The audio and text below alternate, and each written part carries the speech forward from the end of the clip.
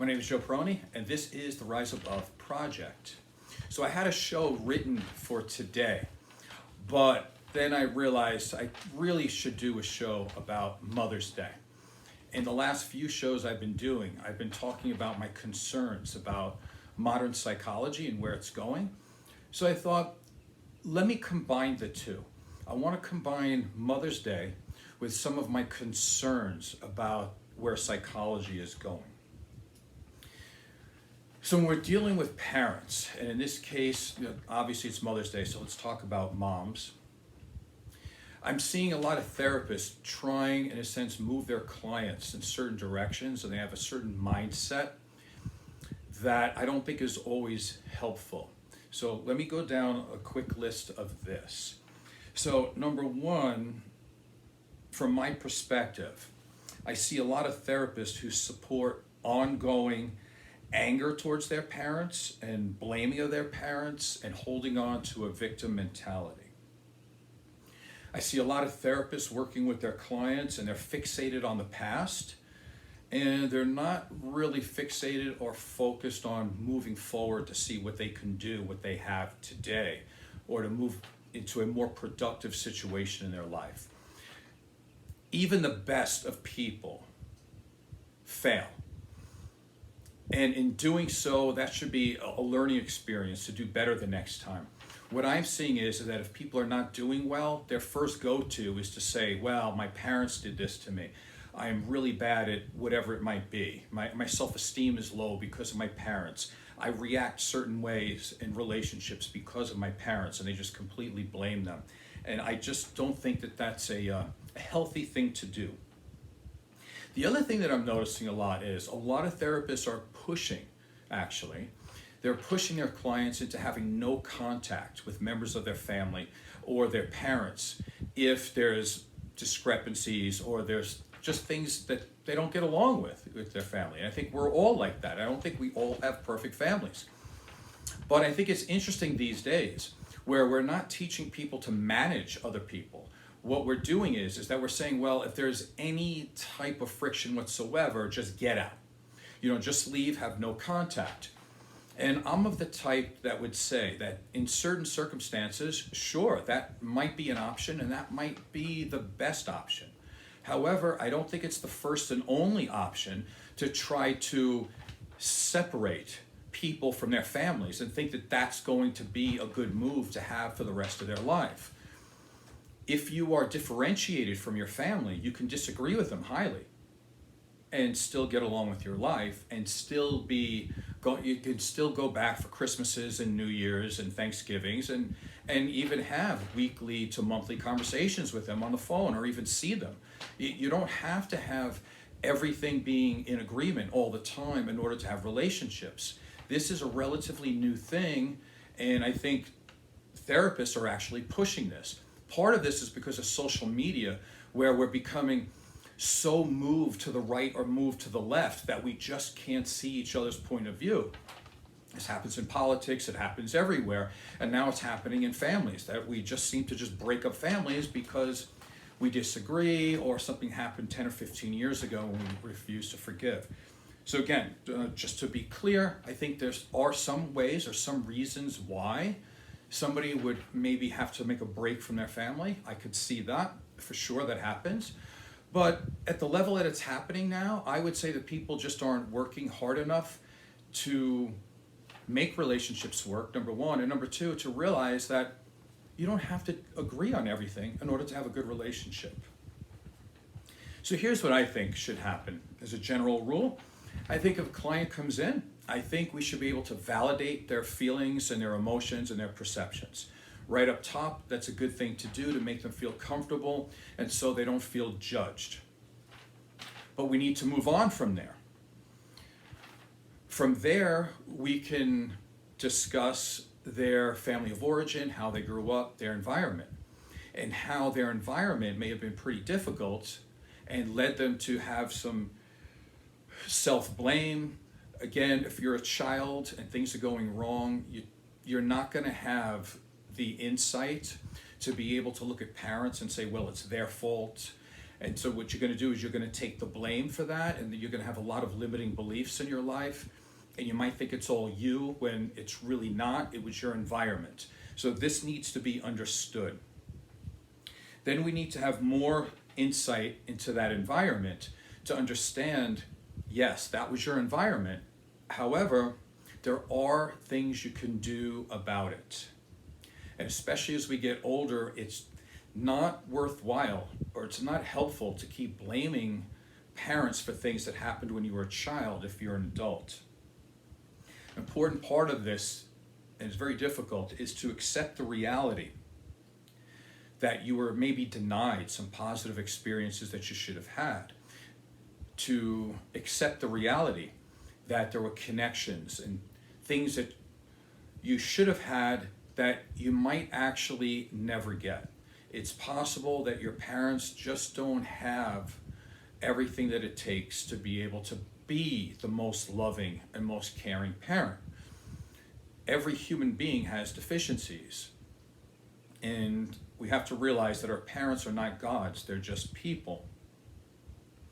Once we get to that point to realize that our parents are not gods, that they're just people like us, and they're probably worthy of forgiveness. I'm not saying you should forgive people if they're continuing to do bad things. But what I'm saying is the longer you hold on to grudges and things like this, it ends up hurting you a lot more than it does them. So at some point we have to come to a conclusion to where we can mourn the fact that maybe our parents weren't who we needed them to be, or maybe we can mourn the fact that they were not in an environment themselves to be able to grow and prosper, to be the best person that they were meant to be. Because it's very possible that they were also put in a very, very, very trying environment that put a lot of pressure on them. For example, if you grow up poor, if you grow up where there's alcoholism and things like this, a parent might have to be struggling all the time to raise a child, especially if they don't have any money. In this day and age, we're going to say the parent is narcissistic because they're only worried about themselves and trying to get that next dollar. Well, right, but let's be honest about it. A person who doesn't have a lot of resources is going to be anxious and worried all the time. That doesn't mean they don't care about their child in a loving, present way, but it makes it very difficult for them to be loving and present because they have so many other things that they feel that are going to destroy them. They're afraid to be homeless, for example. So in that sense, I think we're a little too quick to use these terms with parents that they were too narcissistic, they were this, they were this, they were that, when they were going through some very harsh things themselves, probably. Again, a healthy person would look at all the aspects to see what's going on and to see if a parent is truly being malicious because they want to be, because they have some thrill about hurting their kid. In all the years I've been doing therapy, I don't think I've known one parent to be that way. So maybe I'm a little bit biased myself because even the worst of the worst in terms of parents, if you ask them, like, what was the most important day of their life, they'll say, well, when I had a kid.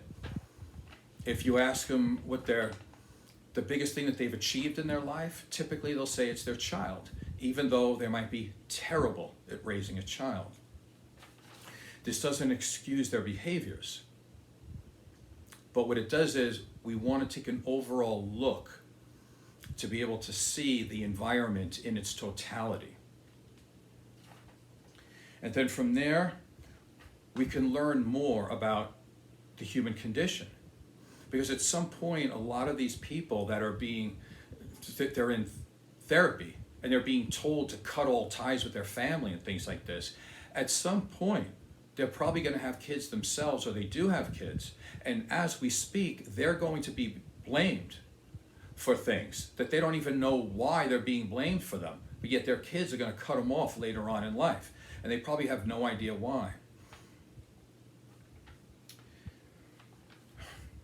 So I would say the number one thing that should change in modern therapy is that we want to try to shift a person from feeling victimized, even if they were, but it's not good to live in that space.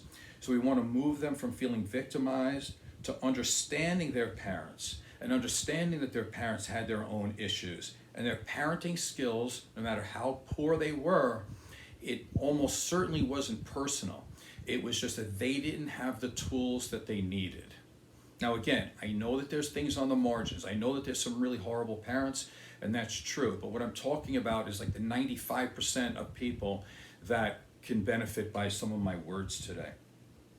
So I think a therapist really wants to move a client's, say, righteous anger, which is justified, but we want to move that to an understanding that makes it helpful for them to be a better person in their life. Let me give you some examples of this.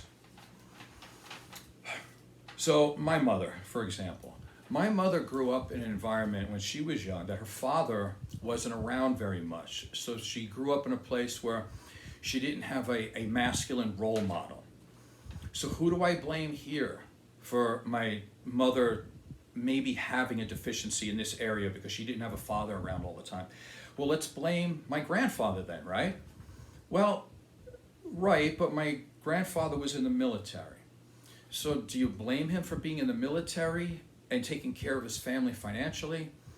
Because he can't do both, right? In one way, he's somewhere in Tokyo, because that's ended up where he died, but he wasn't home. So which one would you rather? Somebody home all the time, but he's not working? So again, I know there's a middle ground, but I think it's a little bit outrageous to blame somebody completely for what their job title is. Number two on my list, my mother's mother, or my grandmother, she was an alcoholic. So my mother grew up in that environment. So when I'm looking at my mother and the way she raised me and my sister, should I blame her for maybe some of her issues that she had with a mother who was an alcoholic? Now, of course, my mother had certain like codependency issues and things like this, which is very understandable. But do I blame her for being a bad person, even though she grew up in an environment without a father and a mother who's an alcoholic? No, these are things that you have to try to understand if you want to be at least in my opinion, if you want to be a more conscious, understanding, decent human being. And from there, my grandmother, again, like I said, was an alcoholic. A lot of that stemmed from because my grandfather was in the military and he wasn't home a lot. So, okay, so does that give her an excuse to drink all the time? No, definitely not. But it gives her a reason for it, because people are just people. They're trying to diminish the amount of emotional pain that they have. So I'm not going to badmouth her, and I never did. It really would not help out my life any to do that in the first place. Also, growing up, my mother worked at places. She was a waitress. She worked at Woolworths, which is probably the equivalent today of, I don't know, maybe a Target or something like that. So my mother was a minimum wage worker. And so what does that mean? My mother worked really hard, but she never really made any money. So what does that do? Well, it creates a lot of low self-esteem. It creates very much of a scarcity mindset because we didn't have a lot of resources. We didn't have a lot of food. There were a lot of things that we couldn't do. There were a lot of clothes that we couldn't buy. And so you have to live a certain way. Well, do I blame my mother for being preoccupied with trying to meet the bills? No. In today's day and age, you would say, oh, my mother sometimes is very narcissistic, so I need to be very hateful of her and be very negative towards my mother because she was so worried about making the bills that she didn't have enough time to be present with us as kids. Well, oddly enough, my mother did both. She was really good at being present with me and my sister, no doubt. But there was always this cloud of being poor, and where every decision you made was based upon whether you had enough money or not, and the decisions were based on that we didn't have that kind of money. And do I blame my mother for that? No, of course not. But does it change somebody's personality? Does it make it so they're not as happy as often or as happy as they could have been in their life? Right, it changes all that. But again, I'm not in the mindset to blame parents for very difficult situations that they found themselves in. And like I said, my mother worked a lot. She worked all the time. She had to work on the weekends as a waitress. So do I blame her for not being around on the weekends? No, I can't do that. She had to do what was necessary. I'm not going to sit here with a therapist and talk about it and go, oh, I was a latchkey kid.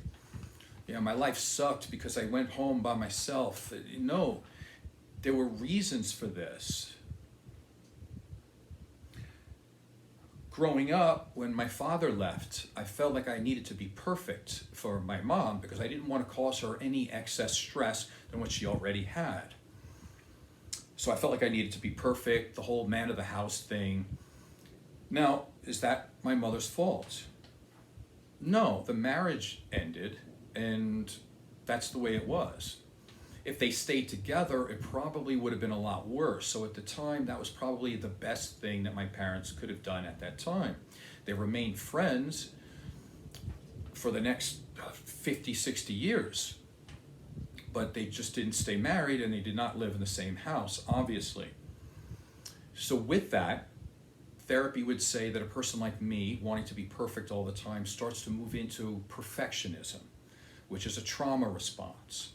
All right, so that's a trauma response. Do I blame my mother every day for the rest of my life because I want to do well at everything I do?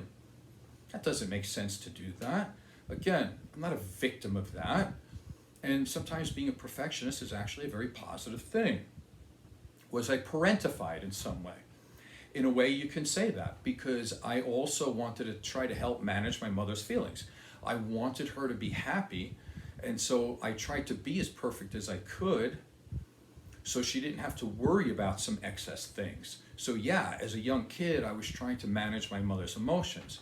Now, did I do this on purpose? No. This was a very unconscious thing that happened to me. And is this something that my mother put on me, that she said you had to be perfect? No. These things just kind of happen in your environment. So if I was talking to a therapist and they were trying to make it seem that it was my mother's fault. Like, listen, Joe, you could be much more relaxed as a human being if your mother had more money, if she was around more often, if she didn't get divorced, and then you wouldn't have to feel like the man of the house, and then you could just be yourself. You can be a human being instead of a human doing. And so let's lay all this anger at the feet of your mother. That's completely unproductive and doesn't make any sense and just helps destroy families as far as I'm concerned. My mother again, it's very cliche. She did the best she could with the level of consciousness she had at the time. And as we all did, there's no reason to blame people in my family for things that happened, because it's not like they went out of their way to be malicious or to be vicious or just to be harmful. Nobody did that. It just that's the way life works sometimes. Let me see if I can give you other examples here. I guess there's a few more, but I don't want to harp on that negativity. So let me kind of talk about this, because again, it's Mother's Day. So what's my point for today? My point is that parents in general, and mothers specifically, have extremely tough jobs.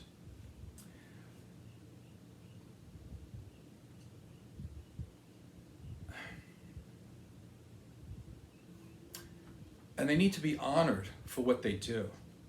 Expecting parents to be perfect, to know what to do all the time, to be present all the time when life is extremely difficult for a lot of people. They're born in environments sometimes that are very difficult. Sometimes people make their own wrong decisions and it does put them in bad places, but a lot of times they are put in positions that are very, very hard to recover from. And I just don't think that it's very productive to take clients and to take their righteous anger and continue to aim it at your parents all the time, when it could be better used to understand your environment, understand your parents, and then you could decide if you want to forgive them or not. But understand why maybe you think the way you do because of your environment, and then mourn the things that you didn't get or what you would like to have, or the things that you wished you would have had, or the things that you want in the future that you probably won't get. You can mourn all of that and have grief for that. That's all necessary, and that makes sense. And I don't expect everybody just to stand up tall and just walk into the future. But I do expect people to try to stand, that's for sure. And I do expect them to try to stand and move forward. I don't expect them to crawl and then blame their parents for things when they're not perfect themselves. I think at some point in our lives we all need to be forgiven for something. And if we don't have the wherewithal or even the thought or the inclination to forgive other people, why would people have that for us? So happy Mother's Day. I miss my mother every day.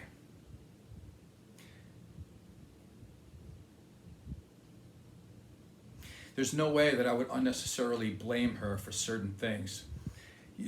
Let me add this, because this happens a lot as a therapist, I notice. People get divorced and they have kids, and I notice a lot of times kids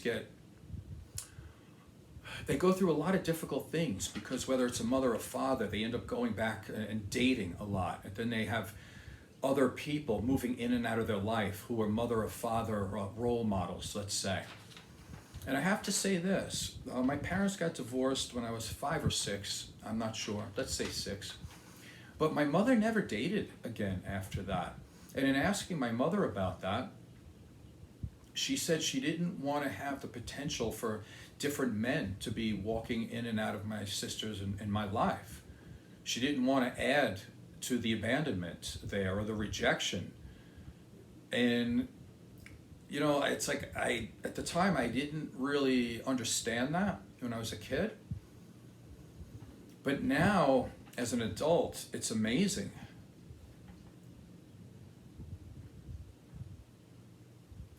It's amazing how much my mother sacrificed. And I'm not saying every parent that's divorced has to do what my mother did.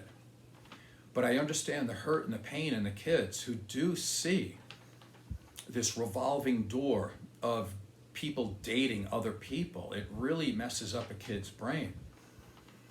And I really appreciate my mother for just wanting to be a mother the best that she could.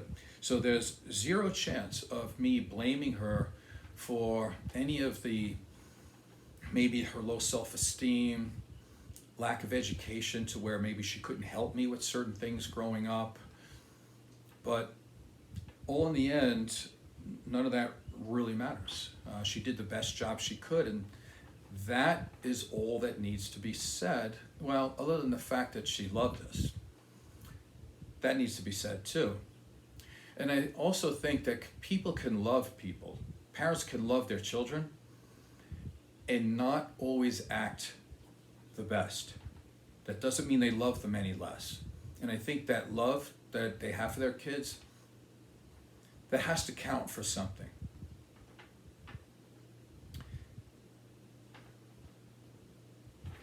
Happy Mother's Day.